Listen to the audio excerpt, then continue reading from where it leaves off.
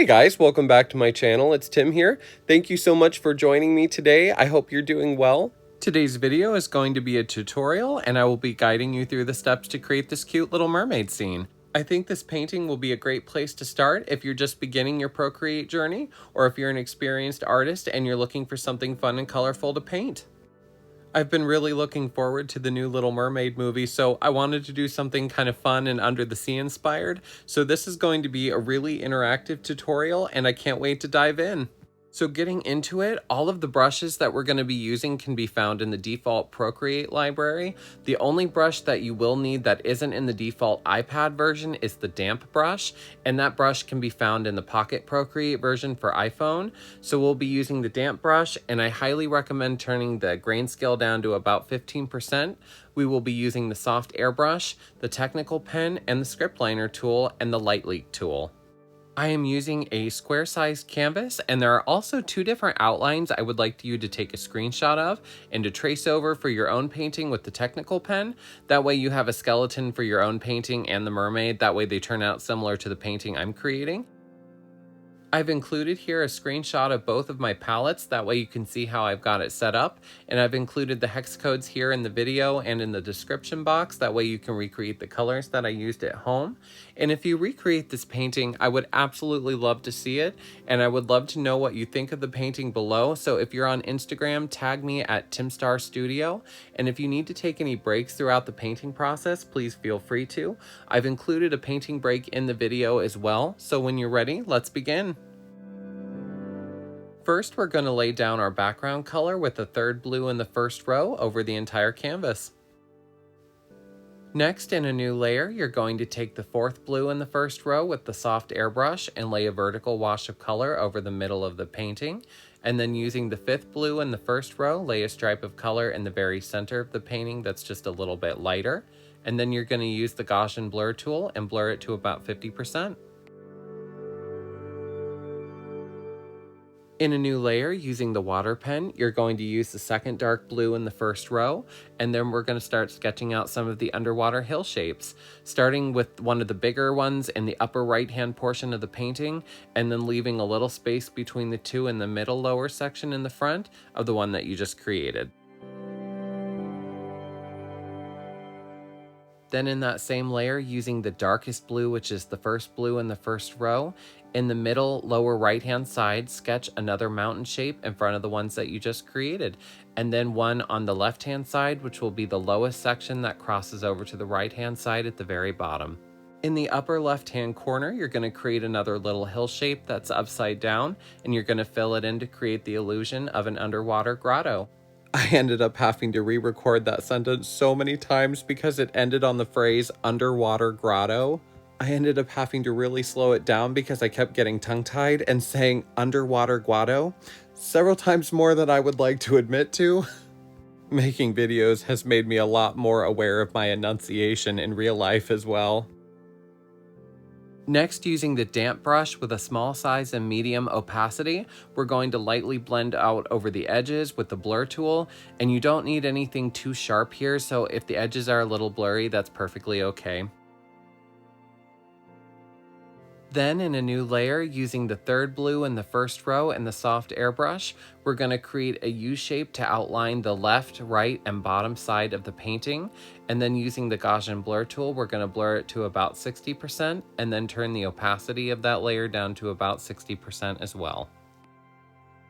Now here's where I'm going to turn on the layer that I had you trace from earlier, just to make sure everything goes where it needs to be, but you're more than welcome to have it turned on the whole time.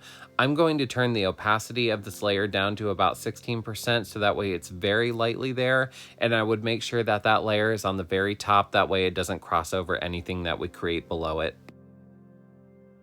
Next, in a new layer right underneath of that top trace layer, using the fifth blue in the first row and the soft airbrush, you're going to paint a small circle where the mermaid is going to be, and then using the Gaussian blur tool, you're going to blur it to about 76%.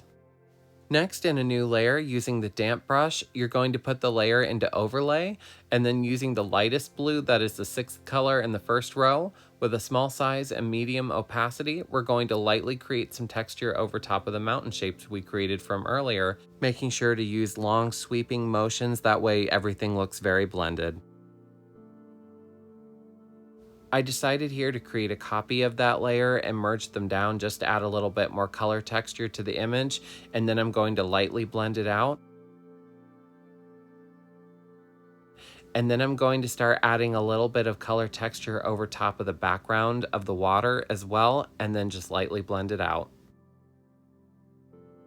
Next, we're going to create our seaweed. So using the script liner and the dark green, that is the first color in the second row, this pen is really fun too for creating some great taper shapes. So if your hand is a little bit shaky, I would definitely turn up the streamline a little bit on the brush. And I would definitely start the seaweed from the top and go down to the bottom, because I feel like it's easier to press harder as you go down. And don't feel like each of the seaweed placements need to be exactly where mine were, but I just wanted to include where mine were in the traced image just so you could follow where it's at. So definitely feel free to place them where you like. I'm just doing a couple of the darker color ones, that way it makes the brighter front colors pop a little bit more. Next, we're going to create another layer of seaweed with the green, that is the second color in the second row, and repeat the same process.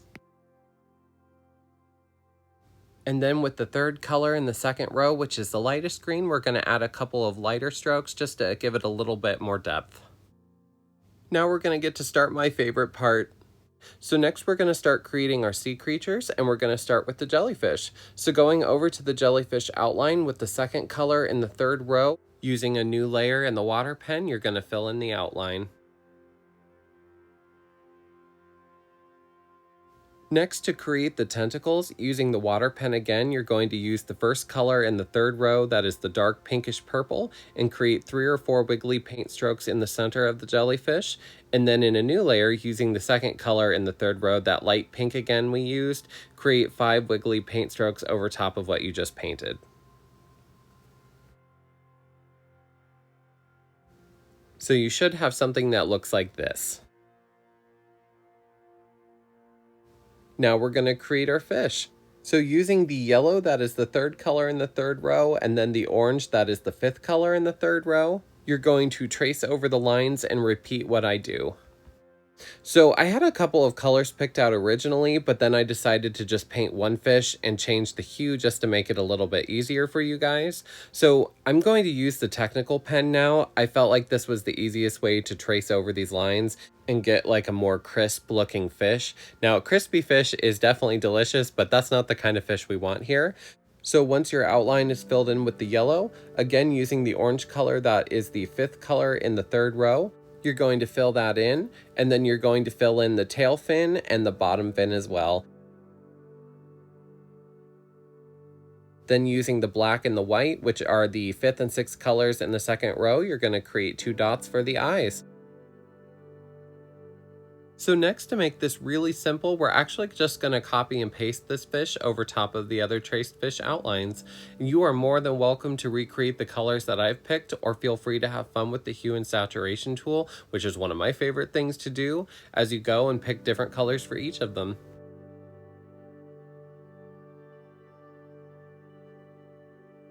Once you have your colors picked out, next we're going to paint our crab.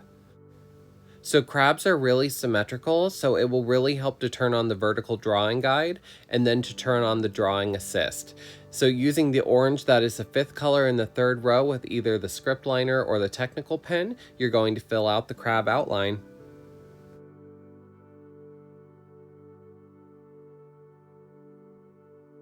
And then just like the fish, you're going to use the black and white again to create the eyes.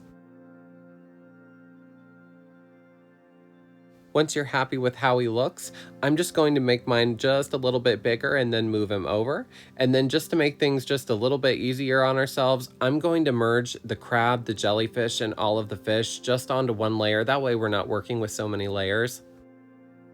Next, we're going to create our bubbles. In a new layer using the color white, I'm going to paint a circle, and the easiest way to do this is to draw a circle with the technical pen, hold it down so it turns into an oval, and then while still holding it down, use one finger and tap the screen and it should turn into a perfect circle.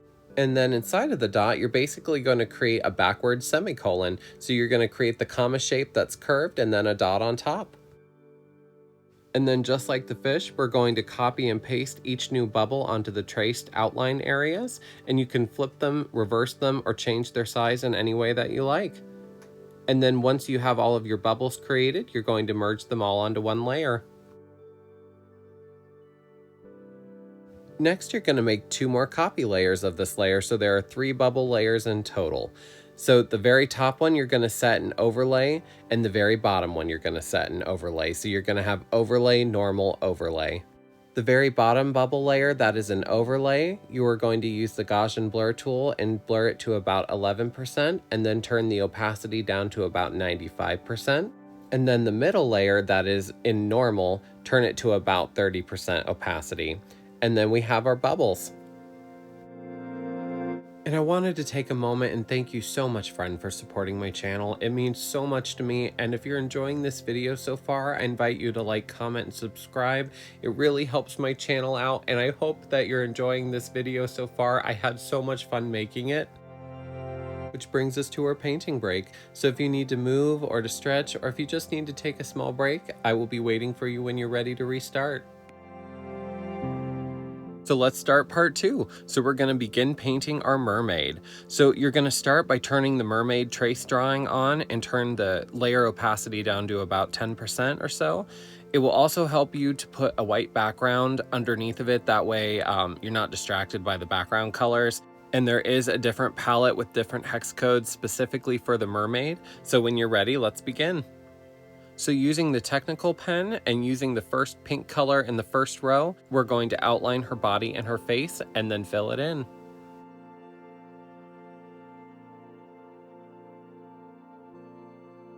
And once you get these filled in, I'll meet you with the next step.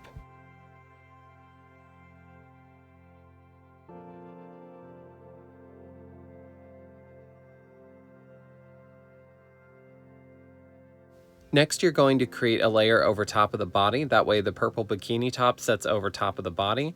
You're going to use the 3rd purple in the first row to fill it in, and then you're going to use the 4th purple in the first row and fill in the accent color.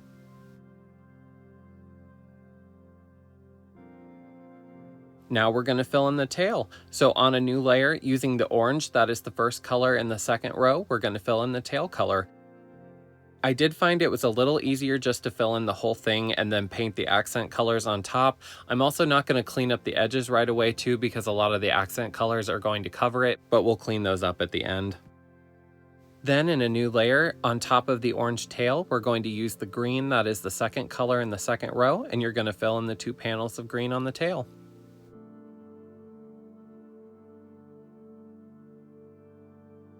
These 2 green ones, you can go ahead and fill the whole thing in, but I wouldn't worry too much about the edges because we'll go back in and clean it up at the end. Now we're going to fill in the bottom of the tail. In a new layer, using the coral shade of pink, that is the 3rd color in the 3rd row, you're going to trace the outline and fill in the end of the tail. In a new layer, we're going to create the accents on the top of the tail. So using the gold shade of yellow, that is the 5th color in the 1st row, you're going to fill in the 2 panels of yellow. And then using the lighter color of yellow, that is the 6th color in the 1st row, you're going to fill in the accent yellow. We're also going to fill in the little splotches of orange that have a little bit of white around the edges, and that's why I wasn't too worried about it earlier, because most of the accent colors just end up covering it up anyways, but go ahead and fill those areas in. Next, we're going to paint the hair. So using the purple, that is the 2nd color in the 1st row, you are going to create a layer that is going to be the very bottom layer of the mermaid, and that way it's underneath of the body and doesn't overlap anywhere, and you're going to follow the outline and fill it in. And once you have this done, when you're ready, we're going to merge all of the mermaid layers together. That way we're working on one layer, and then I'm going to clean up and sharpen some of the lines up. Be careful not to merge the white layer together because I did that on accident a moment ago. And just make sure to only erase up to the traced edge line. Another really important tip I have is to make a copy of the important layers. So for the mermaid, I would make a copy of this layer and then work off of the copy. That way, in case you don't like it, you can always easily go back. Or if you have to come back to your painting later, you don't lose all of your work. And when you're ready, I'm going to turn off the white layer and put the mermaid over top of the traced layer area. And you can always adjust the size of the layer if she's too big or too small. And then we're going to go back to the original palette we were using. So next, in a layer underneath of the mermaid, using the light blue, that is the 6th color in the first row of the original palette, using the soft airbrush and a medium-sized brush and low opacity, you're going to create a couple of light beam rays underneath of the mermaid, and then put that layer in overlay. Then you're going to use the Gaussian blur tool and blur it to about 27%. Next, you're going to create a copy of that layer, which will then give you 2. You're going to take the bottom of the 2 layers and using Gaussian blur again, blur it to about 40%. Next, you're going to create another layer under the mermaid again, and you're going to use overlay. And using the color white, that is the 6th color in the 2nd row, you're going to create a little highlight underneath of her hand. And then using Gaussian blur, you're going to blur it to about 37%.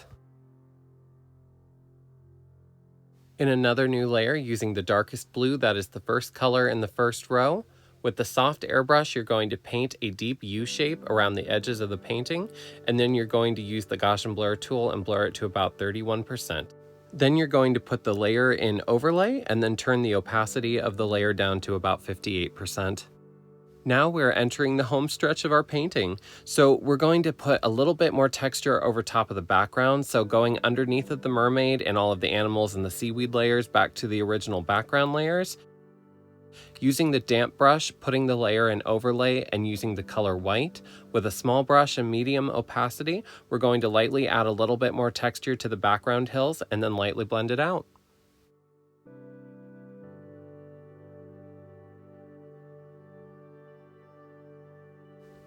And you can put as much or as little extra highlight as you would like. I just wanted a little bit more highlight on some of the edges to make them stand out a little bit more.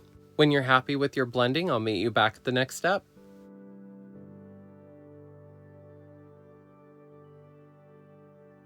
So next we're going to go back up to the light rays layer and create a couple more light rays. You're going to use the soft airbrush with the color white and put this layer in overlay again, and these are going to be slightly smaller light rays than the ones we created before. And then once you have those created, using the damp brush with a small size and medium opacity, you're going to lightly blend out those new light rays, preserving a little bit of the texture. Next, you're going to create a layer above the mermaid and using the lightest blue, that is the 6th color in the 1st row, using the soft airbrush again, paint a little bit of color over top of her hand. You're also going to put this layer in overlay and then using the Gaussian blur tool, blur it to about 32%. You're then going to create another new layer on top of this, put it into hard light, and then using the blue, that is the 2nd color in the 1st row, we're going to paint another U along the edges and then blur the layer to about 27% and then turn the opacity of that layer to about 40%. Next, we're going to create a copy canvas layer, that way we're working off a copy, and turn the saturation of the painting to about 52% and then turn the hue to about 52%. Now it's time for the special effects of this painting, and I'm super excited to share this with you. This is my absolute favorite part. So we're going to be using the Light Leak tool, and this is one of my favorite brushes from Procreate. This brush can be found in the luminance section, and we're going to use the color purple, that is the 2nd color in the 3rd row, and we're going to create a new layer, put the layer in overlay, and with a medium-sized brush and high opacity, lightly lay down a decent amount of color over top of our image, and then you're going to blur the layer to about 11%, and then turn the layer opacity to about 56%. And here's where we're going to make some magic. So you're going to create another new layer, and for the moment I want you to keep it in overlay, and we're going to use the yellow, that is the 3rd color in the 3rd row, and repeat the same process with the Light Leak tool over the top of the painting.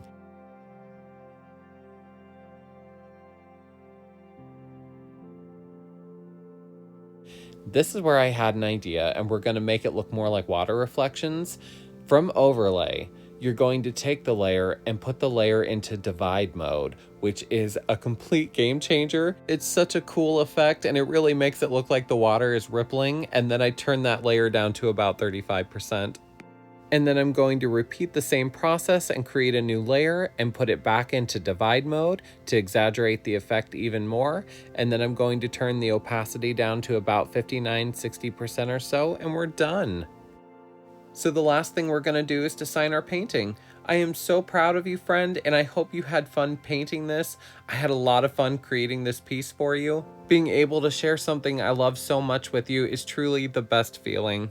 I am so excited for the new Little Mermaid movie to come out. I'm a huge fan of Disney movies and it was a huge part of my childhood, so I wanted to do something fun to celebrate the new movie. If you decide to recreate this painting and are on Instagram, I would absolutely love to see what you painted. You can always find me at TimStarStudio, so definitely tag me. Also, I wanted to ask you guys a question. I would love to know where else you would like to see this channel go. I have so many ideas, but I would love to know what your thoughts are below. And if you enjoyed this kind of content and want to see more like it, please like, comment, and subscribe, and I'll see you in the next video, friend. Happy painting!